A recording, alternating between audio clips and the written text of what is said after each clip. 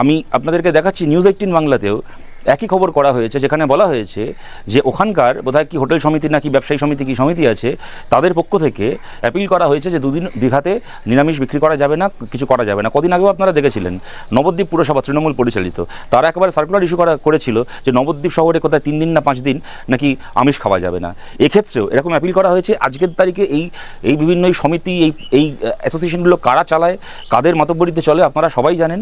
সুতরাং এই নিষেধাজ্ঞাও আসলে কাদের নিষেধাজ্ঞা তাও আপনারা সবাই জানেন। তার থেকে বড় কথা, মানে অহিন্দু মানুষের, খালি মুসলমান বলে নয়, অহিন্দু মানুষের মন্দিরে না ঢোকা। এখানে আমি আপনাদেরকে বলছি, আমি আপনাদেরকে দেখাচ্ছি আনন্দবাজার পত্রিকার রিপোর্ট, যেখানে পরিষ্কার লিখে দেওয়া আছে যে দীঘার ওই তথাকথিত মন্দিরের বাইরে পতিত পাবন মূর্তি তৈরি করা হয়েছে। অহিন্দু মানুষ শুধুমাত্র সেই অবধি যেতে পারবেন, সেখানে দর্শন করতে পারবেন, কিন্তু মূল মন্দিরে তারা ঢুকতে পারবেন না। এবার কেউ বলতে পারে পুরীর আদলে তৈরি করা হয়েছে এই বা পুরীর মন্দির থেকে অনুপ্রাণিত হোয়াটএভার করে এই মন্দির তৈরি করা হয়েছে। পুরীর মন্দিরেও অহিন্দু কারোর ঢোকার নিয়ম নেই, একই নিয়ম এখানে করা হয়েছে। এখানে দেখুন দুটো কথা রয়েছে।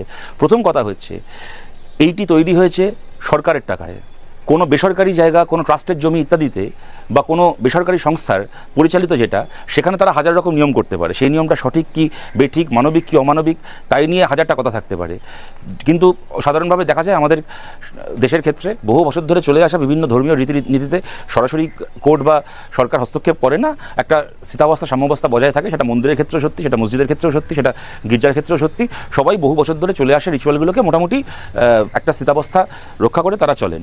পুরীর মন্দিরে সেই নিয়ম নেই। কিন্তু আপনি মমতা বন্দ্যোপাধ্যায়, পুরীর মন্দির তো কোনো সরকারের টাকায় তৈরি মন্দির নয়, কিন্তু পশ্চিমবাংলায় দীঘায় আপনি যেটা বানিয়েছেন তো সরকারি সম্পত্তি। আপনি সরকারি সম্পত্তিতে কী করে বলতে পারেন যে মুসলিম এই অবধি যাবে আর হিন্দু ওই অবধি যাবে? সরকারি সম্পত্তিতে কী করে সম্ভব?